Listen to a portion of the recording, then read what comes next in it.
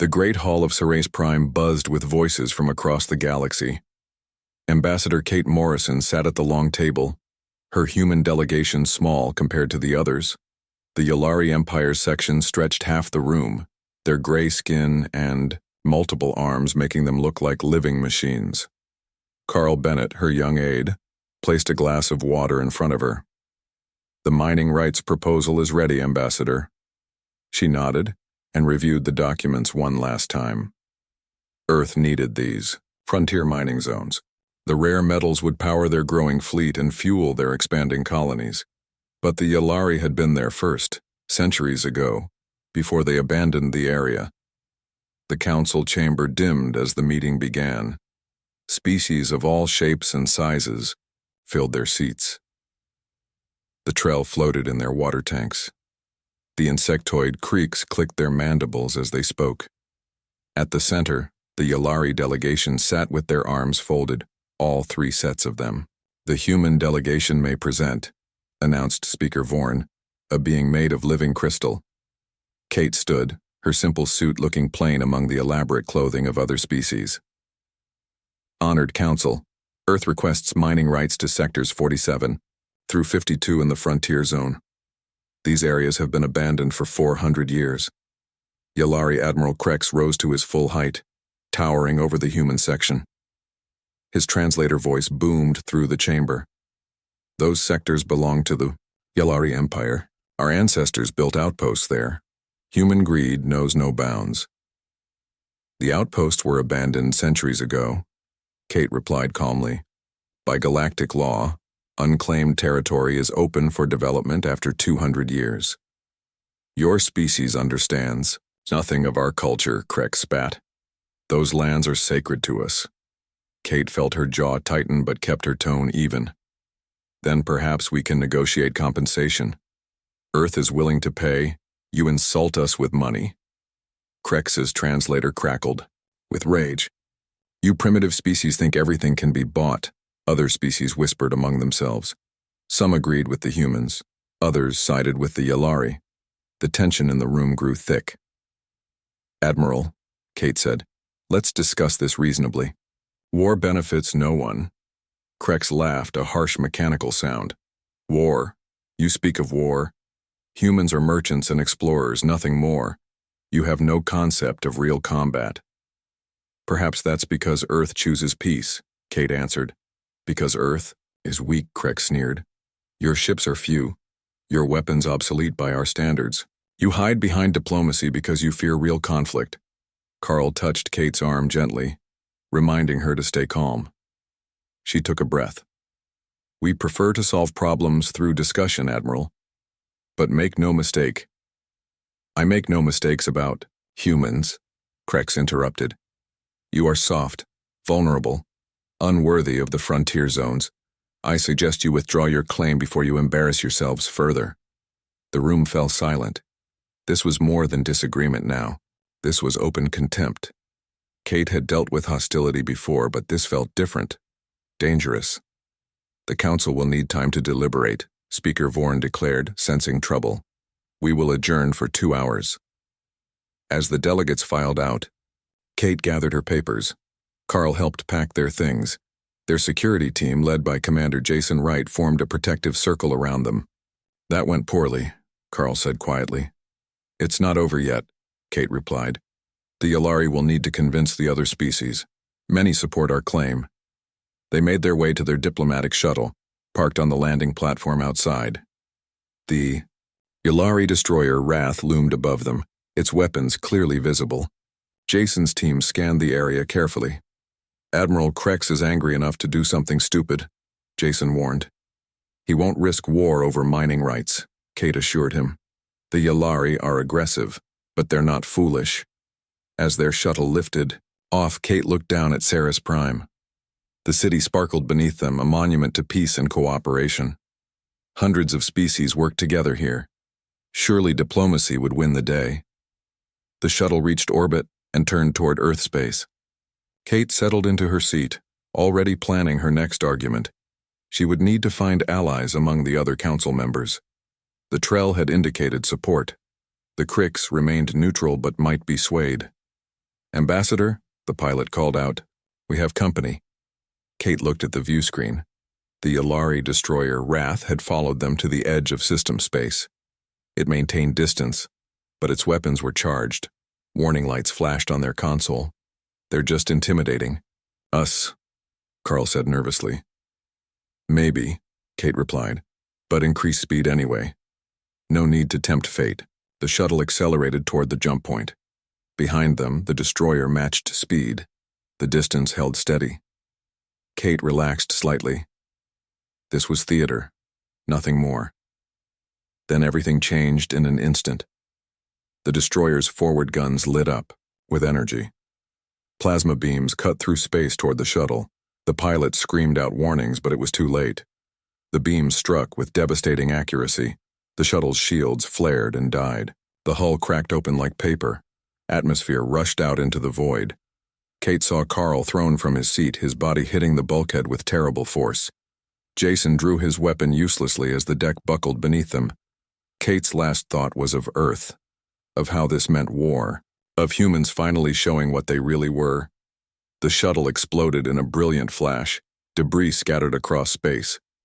On nearby monitoring stations and recording drones, cameras captured everything. The deliberate murder of Earth's ambassador, broadcasted to every council species. On Ceres Prime, the council chamber fell into chaos. Members shouted in hundreds of languages. Alarms rang throughout the station. The Yalari delegation looked stunned, as if they hadn't expected their admiral to act. Across the galaxy, communications networks lit up with the news. Ambassador Kate Morrison was dead. Earth's diplomat had been murdered in cold blood. The Yalari Empire had committed an act of war, but what no species knew, not even their closest allies, was what they had just unleashed. Humans had carefully cultivated their image as peaceful traders for generations. They had hidden their true nature behind smiles and negotiations. Now that carefully maintained illusion was about to shatter, Earth's warriors were waking up, and the galaxy would learn what predators really looked like. The message was already being decoded on Earth. President Daniel Hayes stared at the screen, his face hardening with each word. Behind him, his military advisors prepared to reveal humanity's greatest secret. Earth wasn't weak. It wasn't helpless. It was the most dangerous predator species in known space. And the Yalari had just made the worst mistake in their history. They had fired on Earth's diplomat. Now they would face Earth's warriors. The war room beneath the White House hummed with activity. President Daniel Hayes stood before a massive holographic display, watching the replay of the attack for the 20th time. The Yalari destroyer's guns lighting up. The explosion. The debris field spreading across space. How many saw this? He asked. Everyone, sir, replied Defense Secretary Emma Watson. The recording drones broadcast it to every council species.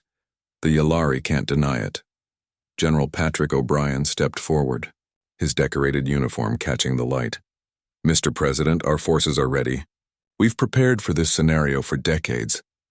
President Hayes turned to face his staff. 20 years of careful diplomacy had just died with Kate Morrison. For generations, Earth had played the role of peaceful newcomers, traders, explorers, no threat to anyone.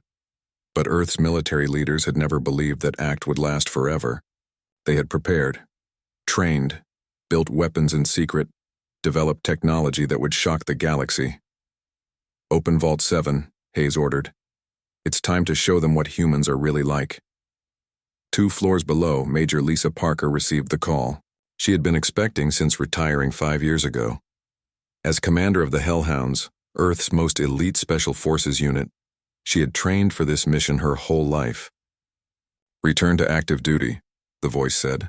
Code Black authorization. Lisa hung up and looked at her quiet cottage. Her hunting rifles hung on the wall. Pictures of her team decorated the mantel. The normal life she had built was about to end. She called each member one by one. Within hours, her unit would be back together. The Hellhounds were coming out of retirement. At the naval shipyard in Colorado, hidden deep underground, crews rushed to prepare the UEC Springfield. The destroyer was unlike anything the galaxy had seen. While other species built ships for space commerce or light patrol, Earth had designed true warships. Captain Ryan Mitchell boarded his ship with grim purpose. His executive officer, Lieutenant Grace Morgan, had already prepared the crew briefing. They all knew why they were here. The weapons systems are online, Grace reported. The new gravitational shields are operating at peak efficiency. How do our engines compare to standard galactic tech? Ryan asked. 3 times faster, sir. The Council thinks humans use basic pulse drives. They have no idea about our antimatter reactors. In the ship's armory, Chief Weapons Officer Lisa Walker ran diagnostics on humanity's secret arsenal. Kinetic cannons that could penetrate any shield. Plasma torpedoes that burned hotter than solar cores. And the experimental gravity bombs that could tear ships apart from the inside. These weapons hadn't been created with peaceful exploration in mind. They had been designed by creatures who had spent 100,000 years learning to kill everything on their homeworld. Meanwhile, at the Science Directorate in Florida, Dr. Alan Foster oversaw the final preparations of Project Titan. The combat exoskeletons had been tested in secret for years. They amplified human strength by a factor of 10, while maintaining full sensory input, armor that could stop energy weapons, built-in tactical displays. The biological synchronization is perfect, his assistant reported. They respond to thought almost instantly. Good, Alan replied. The galaxy thinks our soldiers are like theirs. Soft, slow, limited by biology. They have no concept of what an evolved predator species can become. At Fort Carson, the first public display of human military might stun visiting alien dignitaries. What they thought would be a basic training exercise turned into something else entirely. Commander Aaron Blake demonstrated human resilience. Soldiers ran for hours without stopping. They carried weights that would crush other species. They completed obstacle courses in conditions that would hospitalize alien troops. Your soldiers must be genetically modified, one alien observer commented. Not at all, Aaron replied with a smile. Humans evolved on a death world. We're built for endurance, hunting, for running our prey until it collapses from exhaustion, for fighting through pain and injury. The visitors watched human soldiers climb vertical walls using only fingertips. They saw marksmen hit targets a kilometer away in strong wind. They witnessed close combat training, where humans grappled with robotic opponents designed to simulate hostile aliens. But surely this is not normal for humans, another visitor insisted. It's quite normal, Aaron assured them. We call this basic training. Our elite units are far beyond this level. Sarah Walsh, the military advisor to the president, reviewed intelligence reports from across the galaxy. The other species were reacting to Kate Morrison's death with caution. Some expressed sympathy. Others remained neutral. The Yalari were trying to justify their actions. They're claiming self-defense, she reported to the president. They say the shuttle made threatening maneuvers. Lies, President Hayes replied. The recordings clearly show an unprovoked attack. They fired on an ambassador leaving peacefully. Yes, sir. But some council members are hesitating. The Yalari Empire has many alliances. The president studied a classified report on Earth's actual military capabilities. The truth was staggering. Earth had more warships than any species knew. Soldiers trained to standards that would seem impossible to other races. Weapons technology that had been carefully hidden behind fake technological limitations. We kept this secret for good reason, Hayes mused. We didn't want to frighten our neighbors. We wanted to be seen as peaceful partners. They'll be frightened now, Sarah warned. I hope so, Hayes replied coldly, because fear might save them from making the same mistake the Yalari made. In orbit above Earth, the Springfield completed final checks. The crew understood their mission. Find the Yalari destroyer Wrath. Extract justice. Send a message to the galaxy. Captain Ryan Mitchell reviewed tactical data with his senior officers. The Yalari relied on formation fighting and concentrated fire. They favored energy weapons over kinetics. Their ships were heavily shielded but poorly armored. They don't expect independent action from their ships, Ryan noted. They follow commands from flagships. No initiative at the individual level. That's a weakness we can exploit, Lieutenant Grace Morgan added. Human pilots are trained to improvise, to adapt mid-battle. In the medical bay, ship's doctor Kate Phillips prepared for casualties. She had trained to treat injuries that more peaceful species couldn't even imagine. Humans had evolved to be remarkably resistant to trauma. They could lose blood volumes that would kill other creatures, function with broken bones, fight through pain that would incapacitate aliens. "We're predators," she explained to her staff, "built to survive when hunting goes wrong, when the prey fights back. Other species evolve differently.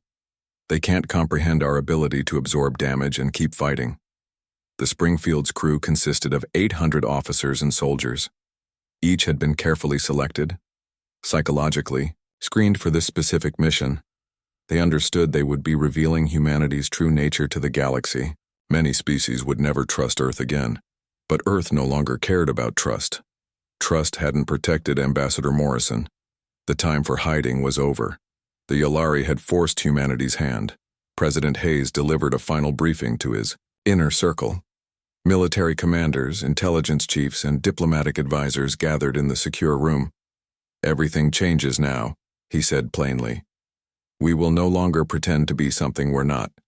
The galaxy needs to understand that humans are not prey. We are the hunters." He turned to General Patrick O'Brien. "How long until the Springfield is ready to launch?" 6 hours, sir. All systems are green. And the diplomatic preparations? We've notified the Council that Earth will be making an official response to the attack, Sarah Walsh reported. They expect tough words and economic sanctions. Hayes smiled grimly. They're about to receive a very different kind of response. The Springfield's crew took their stations. Major Lisa Parker and her hellhounds boarded their combat shuttles. The exoskeletons were loaded and ready, weapons checked and double-checked. In the command center, Captain Ryan Mitchell gave the final order. All departments report ready for launch. Helm, plot a course for the Yolari border. Weapons, prepare for combat conditions. Communications, prepare to transmit on all frequencies. The massive doors of the underground shipyard opened. The Springfield rose from the depths of a Colorado mountain, its hull gleaming with purpose. It accelerated quickly, demonstrating speed that shocked nearby civilian ships. The human warship set course for enemy territory. Behind it, Earth's true nature was being revealed. The gentle traders and peaceful explorers were gone. In their place stood something far more dangerous.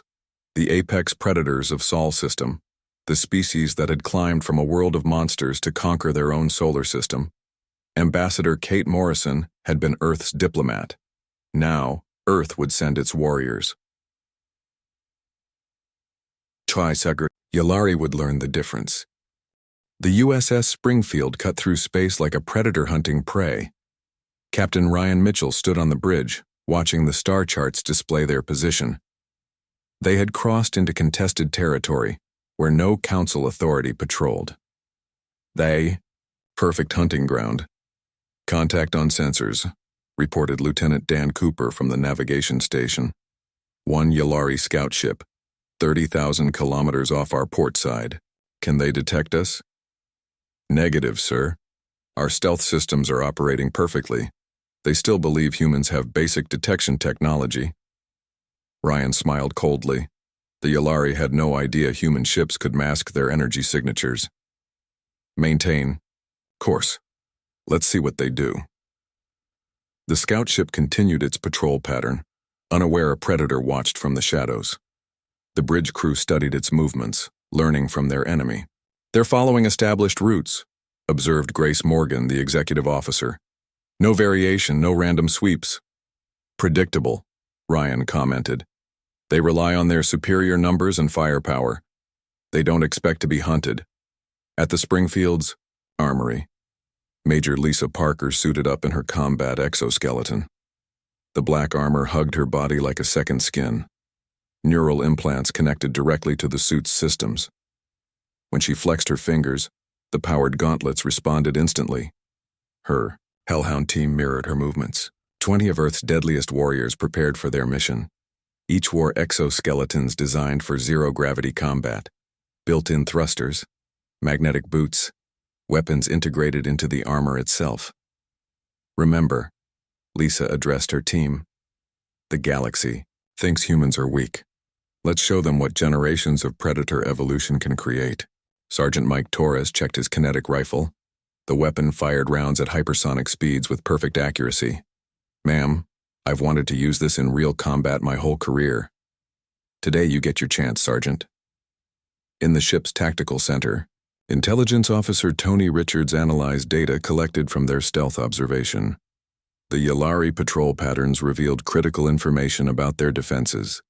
Their ships maintain formation even when patrolling alone, he reported.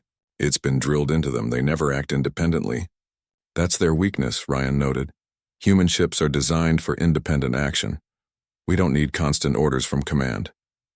There's more, sir. Their targeting systems are tuned for long-range engagements. They expect traditional ship-to-ship combat, trading fire from distance. Ryan's eyes narrowed. They've never faced human close combat tactics, have they? No, sir. The galaxy fights with energy weapons and missile barrages.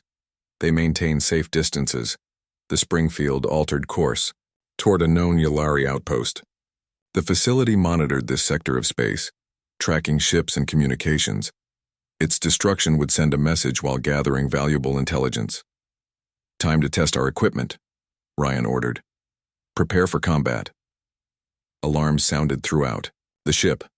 Combat stations manned. Weapon systems charged. The crew moved with practiced efficiency. Months of preparation focused into this moment. Stealth systems to minimum, Grace commanded. Let's announce ourselves. The Springfield dropped its stealth field and accelerated toward the outpost. Emergency warnings immediately blared from Yalari sensors. The outpost's commander had never encountered this scenario. An unknown ship attacking without warning or declaration. They're trying to hail us, reported Communications Officer Beth Anderson, demanding identification and surrender. No response. Ryan ordered. Let our weapons speak for us. The Springfield's kinetic cannons opened fire. Solid projectiles traveling at relativistic speed struck the outpost's shields. The Yalari had designed their defenses for energy weapons. The physical impacts overwhelmed their systems. Shield generators overloaded and exploded. Kinetic rounds tore through the facility's structure. Atmosphere vented into space. Emergency evacuations began, but human weapons were too accurate. Direct hits on their communication array, Weapons Officer Lisa Walker reported. Target destroyed. The outpost's remains tumbled through space, broadcasting distress signals that no one would hear. The Springfield had taken its first blood. Now they continued hunting for their primary target, the Yalari destroyer, Wrath. 3 days of careful tracking followed. The Springfield monitored Yalari communications, intercepted by more advanced human cryptography. The Wrath had returned to fleet operations, likely hoping to blend in with other ships. They think they're safe in their battle group, Tony Richards reported. 7 destroyers moving in formation. The Wrath is in the center position. Classic defensive arrangement, Grace Morgan noted. Obsolete defensive arrangement, Ryan corrected. They expect enemy attacks from outside their formation. They don't expect infiltration. That night, the Hellhounds received their mission. A battle group of 7 ships presented too large a target for the Springfield alone. But a small team of special forces could turn the situation around. We're going to board them? Asked Private Jake Turner, his exoskeleton humming quietly. Better, Lisa Parker smiled. We're going to capture them. The plan was audacious. Human shuttles would approach the Yalari formation using stolen identification codes. Once close enough, the Hellhounds would board multiple ships simultaneously. The surprise would paralyze the enemy fleet. The Springfield launched its combat shuttles under radio silence. Painted to resemble Yalari supply craft, they approached the battle group. Human pilots flew with precision that looked mechanical but concealed extraordinary skill. 5 kilometers in closing, reported Lieutenant Owen Clark from the lead shuttle. No signs of alarm. The Yalari fleet maintained formation, executing programmed maneuvers without variation. Their sensor operators monitored distant space for threats. Never suspecting danger flew among them. At 2 kilometers, the shuttles performed a maneuver impossible for real supply craft. They suddenly accelerated and diverged, each targeting a different destroyer. By the time Yalari commanders reacted, it was too late. Explosive boarding tubes pierced hulls in multiple locations. Through the breaches poured humanity's warriors. The hellhounds moved with deadly purpose through Yalari corridors. Lisa Parker led the assault on the Wrath. Her exoskeleton absorbed energy weapon impacts that would have killed unarmored humans.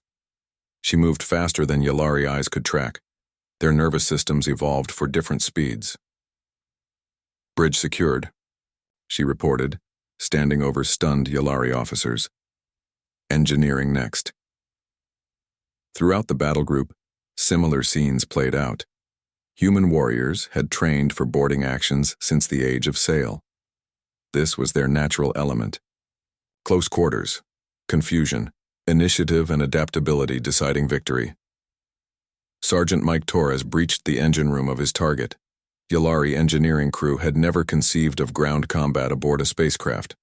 They worked in conditions, impossible for most species but normal for humans. Within 30 minutes, 5 of the 7 destroyers had surrendered. The 2 attempting escape found themselves targeted by the Springfield's precise fire. The first tried to maneuver. Kinetic cannons tracked its movement perfectly, destroying engines without hitting critical systems. The second attempted to execute an emergency jump to hyperspace. But human hackers had already infiltrated their navigation systems. The Yalari destroyer reappeared instantly, disoriented and helpless. "All enemy vessels captured or disabled," Lisa reported to Captain Mitchell. "Minimal casualties on our side." "Yalari losses?" "Surprisingly light. We neutralized resistance without killing unless necessary. We're not monsters. Just very, very effective." The Springfield took the captured ships in tow. Yalari crews, now prisoners, struggled to understand how humans had achieved the impossible, boarding 7 ships simultaneously, capturing an entire battle group. Back on the Wrath's bridge, Captain Ryan interrogated the Yalari admiral through a translator. "You fired on Earth's Diplomat. You committed an act of war." The Yalari admiral shifted nervously, his multiple arms trembling. "We did not expect retaliation. Your species is peaceful. Weak." "We are peaceful when given the choice," Ryan replied. "But we evolved on a death world. We are predators among predators. Your species is learning this too late." News of the engagement spread through Yalari space despite communication blackouts. Whispers of human capabilities circulated. 7 destroyers, captured, not destroyed, which would have been expected, controlled, precisely. The Galactic Council received reports of the incident with growing concern. Species that had dismissed humans as minor players suddenly demanded answers. How had Earth developed such advanced military technology in secret? On Earth, civilian populations watched edited footage of the battle. The government revealed enough to satisfy public anger over Ambassador Morrison's death, but kept the full extent of human capability classified. President Daniel Hayes addressed the nation. "Justice is being served. Our warriors defend us with honor. Those who threaten Earth will face consequences." The Springfield continued toward Yalari space with its prizes. 7 warships under human control sent an unmistakable message. Earth was no longer hiding. The pretense of being helpless newcomers had ended permanently. In medical bays, Yalari wounded received treatment from human doctors. The aliens were shocked by human medical knowledge. Their own medicine couldn't compare. Another secret humanity had kept. "Your species knows so much," one Yalari officer commented to Dr. Kate Phillips. "Why did you hide this?" "We prefer peace," she answered. "But we prepare for war. Your admiral made the wrong choice." The galaxy was awakening to a new reality. Humans weren't the soft traitors everyone assumed. They were survivors from the most dangerous planet in known space, and they had kept this secret for a very good reason. The Yalari Empire was about to face the full consequences of their fatal mistake, and other species would have to reevaluate everything they thought they knew about the newcomers from Earth. The massive battlecruiser Eternal Dominion hung in space above Yalar Prime, the Yalari homeworld. Its shields shimmered with power, weapons charged and ready. Admiral Tar stood on the bridge, confident in his ship's defenses. The humans have destroyed an outpost and captured 7 destroyers, reported his intelligence officer. But they are still just one ship. They cannot threaten our homeworld. They dare much for such a small species, Tar replied. Maintain defensive positions. They will not approach Yalar Prime. In the depths of space, the USS Springfield moved like a ghost.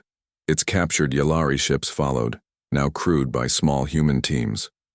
The battle group approached Yalari space from an unexpected direction, traveling through an asteroid field where sensors struggled to distinguish ships from rocks. Captain Ryan Mitchell studied the tactical display. Their fleet is arranged in standard defensive formation, protecting the planet, not hunting for us. They're still fighting the last war, observed Grace Morgan. Formation combat, fixed positions. They don't adapt to new threats. Lieutenant Tony Richards highlighted key targets on the hologram. The Eternal Dominion is their crown jewel, newest battlecruiser in their fleet. If we can capture that, we break their spirit. Capture? Questioned Sergeant Mike Torres. That ship has 10 times our armament. Which is why we won't fight it directly, Ryan smiled. We're human. We cheat. The plan took shape quickly. Human combat doctrine emphasized deception and innovation. The captured Yalari ships would broadcast distress signals, claiming engine failure in the asteroid field. When rescue ships arrived, the trap would spring. Hellhounds ready for boarding action? Ryan asked Major Lisa Parker. Ready and eager, sir. But the Eternal Dominion has triple our numbers aboard. Even our exoskeletons won't make that fight easy. Then, we don't fight it fairly, Ryan decided. We turn their own ship against them. The deception began at dawn over Yalar Prime. The captured destroyers transmitted distress calls on emergency frequencies. They reported damage from human attacks, but claimed to have escaped. Engine failures left them stranded in dangerous space. Admiral Tar responded immediately. Dispatch rescue squadrons. Our ships need protection from human predators. 6 Yalari frigates left formation, racing toward the asteroids. The Eternal Dominion maintained position, but prepared to provide covering fire if needed. Tar saw this as an opportunity to ambush human forces while protecting his own. The rescue ships navigated carefully through the asteroid field. Human pilots watching from hiding admired their enemy's skill. They fly well, Owen Clark commented. Professional. Crews. They're about to learn professionals aren't enough against humans, Lisa Parker replied. When the frigates reached their distressed destroyers, confusion erupted. The captured ships suddenly moved with precision that betrayed their human crews. They surrounded the rescue force before anyone understood the trap. Surrender your vessels, came the demand in perfect Yalari language. This is the human warship Springfield. Any resistance will be met with overwhelming force. Panicked Yalari captains tried to maneuver. Some charged weapons, others attempted to flee. The Springfield emerged from behind an asteroid, its guns already locked on targets. The battle was mercilessly brief. Kinetic rounds disabled engines and weapons with surgical precision. Human boarding teams took control of 3 frigates before they could report the situation. The other 3 surrendered after realizing their predicament. Back at Yalar Prime, Admiral Tar finally understood his mistake. They used deception, our own ships against us. His voice carried disbelief. This is not honorable combat. Perhaps honor is a luxury for species not facing extinction, suggested his aide nervously. The Springfield now commanded a small fleet of captured vessels. But the real prize still waited. The Eternal Dominion. The massive battlecruiser housed 3,000 crew and carried enough firepower to destroy a city. Captain Ryan Mitchell initiated the next phase. The captured Yalari ships broadcast emergency codes reporting capturing the human vessel after terrible struggle. They requested immediate assistance at their coordinates. The human's ship is badly damaged, they lied. It needs to be destroyed before it escapes. Admiral Tar hesitated. Something felt wrong. The humans had proven more clever than anyone expected. But his duty was clear. Prepare to engage. The Eternal Dominion will end this threat. The battlecruiser moved ponderously. From its defensive position, its massive engines pushed the ship toward the asteroid field. Behind Yaller Prime's moon, the Springfield tracked its movement with patient precision. Dr. Alan Foster and his engineering team had prepared a special surprise. Human hackers had spent days studying captured Yulari systems. They discovered something remarkable. Yulari computer networks prioritized fleet communication over security. Their ships automatically sync data with others in their fleet, Alan explained to the bridge crew. They share tactical information, system diagnostics, everything. It makes their formations stronger but creates vulnerability. Can we exploit this? Ryan asked. Already have. When we board the Eternal Dominion, we can trigger a network cascade. Shut down their entire fleet systems from the inside. The Yulari battlecruiser reached the designated coordinates. Its sensors swept the area methodically. The captured ships maintained perfect formation, broadcasting the codes for friendly vessels. The trap was set. No signs of the human ship, reported the sensor operator to Admiral Tar. Perhaps they escaped. Impossible. Scan deeper. They must be. Tar's words died as the Springfield materialized from its hiding spot. Stealth systems deactivated, weapons charged. But instead of opening fire, the human ship hailed the battlecruiser. Directly. Admiral Tar, your ship is surrounded. Surrender now and your crew will live. Continue fighting and face annihilation. Tar's anger flared. You dare threaten the Eternal Dominion? Open fire! The battlecruiser's guns blazed with power. Energy beams and missiles filled space. But the Springfield was already moving in ways the Yulari hadn't anticipated. It dove between captured ships, using them as partial shields while closing distance, rapidly. They're not fighting like typical ships, Tar's tactical officer warned. They're behaving like atmospheric fighters, impossible maneuvers. All weapons focus fire, Tar commanded. The Springfield's hull glowed under sustained energy attack. Shields flickered and sparked, but the ship had been built for this punishment. Human computers calculated damage automatically, adjusting power distribution to maintain combat effectiveness. At 1 kilometer distance, the Springfield deployed its most unconventional weapon. Hundreds of boarding torpedoes launched simultaneously. Each carried a team of hellhounds in their exoskeletons. The tubes struck the Eternal Dominion's hull like parasites invading a host. Breaching charges detonated in carefully planned patterns.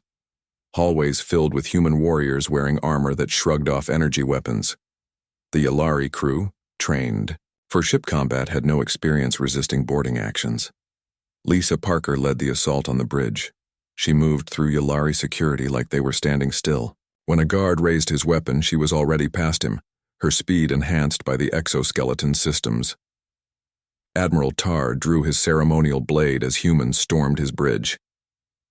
This is dishonorable. Space combat should be ship against ship. Nothing dishonorable about winning, Lisa replied. She didn't kill him, just disabled his weapon with one swift motion. Surrender your ship. Throughout the Eternal Dominion, similar scenes played out. Human warriors adapted instantly to the ship's layout. They used equipment in ways designers never imagined. Ventilation systems became shortcuts. Maintenance crawlways offered flanking routes. Dr. Alan Foster's team reached the main computer core. His fingers flew across unfamiliar controls, guided by captured Yulari technical manuals. The network hack activated. Across Yular space, hundreds of ships suddenly lost power. Communications cut out. Weapon systems shut down. Navigation computers rebooted. The Yulari fleet was paralyzed. On Yalar Prime's surface, citizens watched in terror as their mighty fleet went dark. Some ships drifted helplessly. Others fired emergency thrusters trying to maintain position. The defense grid protecting their world had been neutralized in minutes. The Springfield maintained position above the Eternal Dominion, its captured prize. The massive battlecruiser remained under human control, its crew confined to quarters under guard. The Yulari Empire's newest warship now flew for Earth. President Daniel Hayes received the battle report with satisfaction. The operation had succeeded beyond expectations. But he knew the greater challenge lay ahead. "The other Council species are watching this," advised Sarah Walsh. "They see Earth as a threat now, too." "Let them see us clearly," Hayes replied. "We've hidden our nature too long. Better to be respected than dismissed."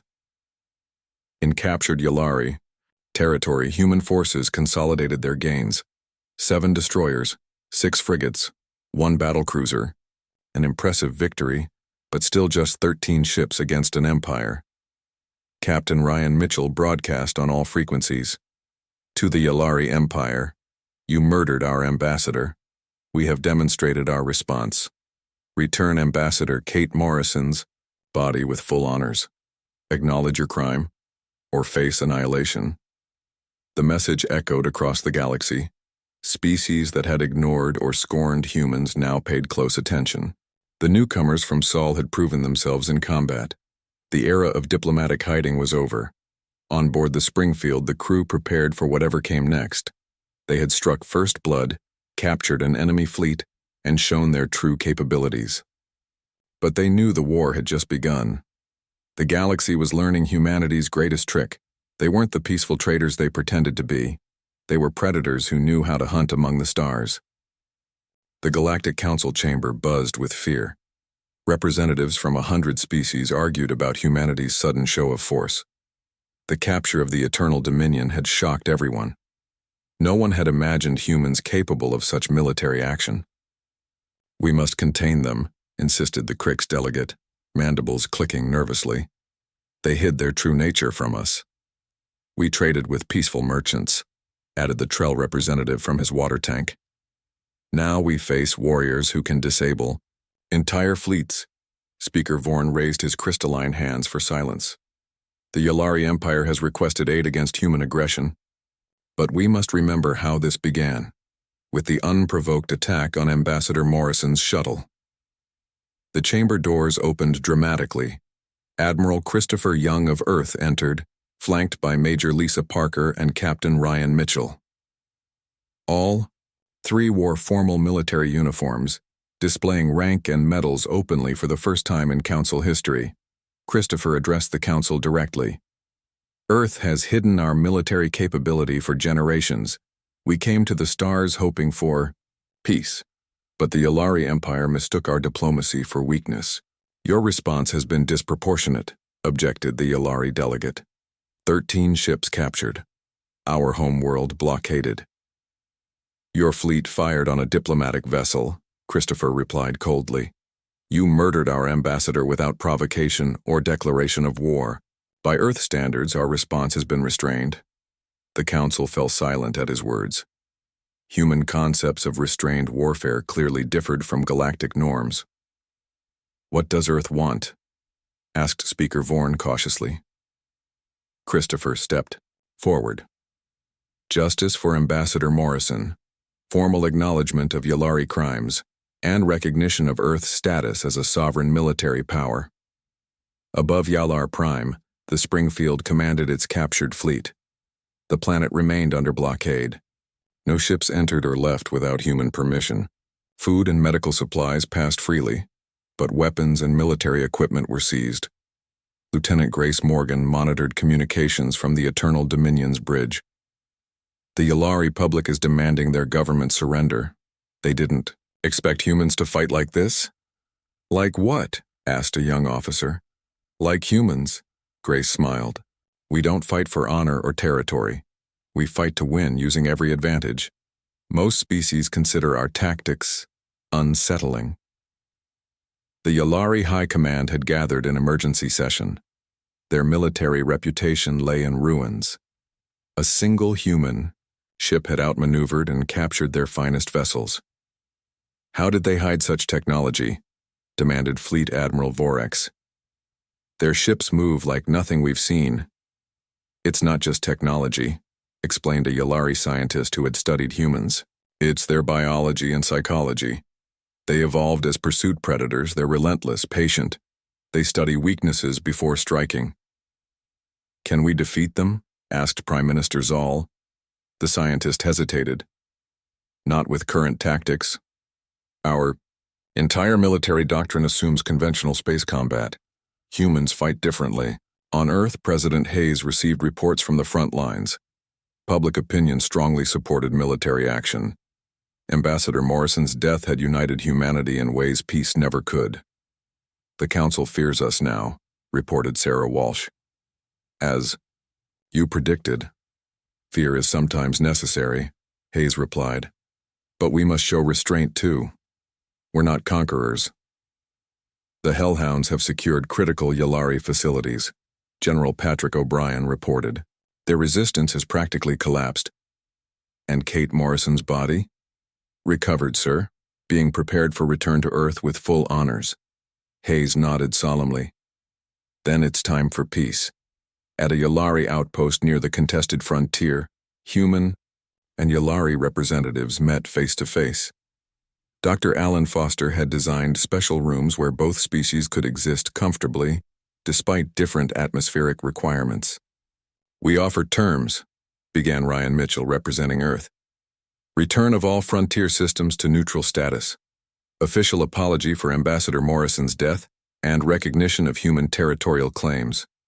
"And in return?" asked the Yalari diplomat, nervously. "Peace. Return of captured ships except the Eternal Dominion, which remains as compensation, and future trade relations, once trust has been rebuilt." The Yalari delegation was shocked by the reasonableness of these terms. They had expected human revenge, not pragmatic peace. "We expected you to demand our surrender," admitted Prime Minister Zoll. "We're not interested in conquest," Ryan explained. "Earth doesn't need your territory. We need respect and recognition of our sovereignty."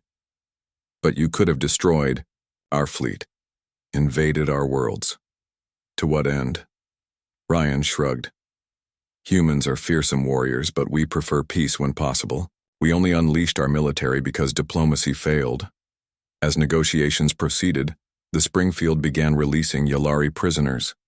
The captured crew members returned to their worlds with stories of human strength, but also human mercy. They spoke of medical care provided to wounded, of fair treatment during captivity. The Galactic Council reconvened to witness the formal peace treaty. Representatives from Earth and Yalar signed the document before the assembled species. Ambassador Kate Morrison's name headed the agreement. Ensuring she would be remembered, Christopher Young addressed the Council once more. "Let this serve as both lesson and reassurance. Earth will defend itself with all our considerable strength, but we seek friendship rather than domination." Speaker Vorn asked the question on everyone's mind. "Why did humans hide their true nature for so long?" Christopher smiled slightly. "Would you have welcomed us if you'd known what we really are? A predator species evolved on a death world?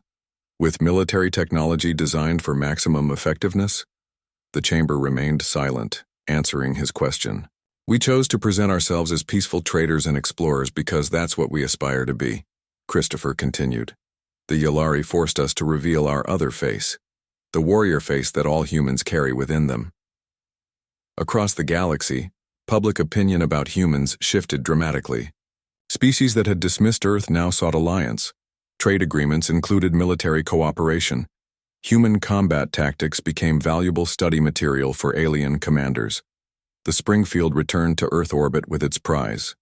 The Eternal Dominion, now renamed Morrison, became the flagship of Earth's newly public space fleet. Its alien technology provided valuable insights into galactic engineering. On a quiet morning, Earth held a state funeral for Ambassador Kate Morrison. Her body, recovered from Yalari space, received full military honors. President Hayes spoke about diplomacy and strength, about hiding and revealing.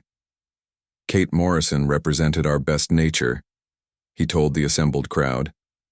"Our desire for peaceful cooperation. Her death forced us to reveal our other nature, but we must remember both are equally human." Major Lisa Parker stood at attention during the ceremony, her Hellhound unit forming the honor guard. When asked by a reporter if she felt satisfaction in avenging the ambassador, she shook her head. "We didn't want war. We prepared for it because we understand the universe better than most species. Kate Morrison died trying to prevent exactly what happened." Captain Ryan Mitchell received a new command after the conflict, Earth's first official military academy for space warfare. Young officers from across the planet would learn the tactics that had defeated the Yolari fleet. "Remember this lesson," he told his first class. "We prevailed not because of superior technology or numbers, but because we remained true to human nature. We adapted, we improvised, we used every advantage." The final provision of the peace treaty required the Yolari Empire to erect a memorial to Kate Morrison on Saras Prime, where she had served as diplomat. The plaque bore a simple warning in multiple languages. "Earth comes in peace, but Earth is prepared for war. Remember Ambassador Morrison." Alien species visiting the memorial often commented on the dual nature of humanity. The species that had hidden its warrior heart behind diplomacy. That preferred peace, but excelled at warfare. That had fooled the entire galaxy about its true capabilities. In the Galactic Council, Earth's new ambassador took her seat. The chamber treated her with new respect. When she spoke, species listened carefully. No one would ever again mistake humanity's desire for peace as a sign of weakness. The Springfield crew returned to their duties, knowing they had changed the course of human history. Their actions had revealed Earth's true nature to the galaxy. For better or worse, humans would no longer hide who they were. And on distant worlds, alien children learned a new rhyme, passed quietly among their peers. "Be kind to humans. Treat them fair. For if you don't, beware, beware."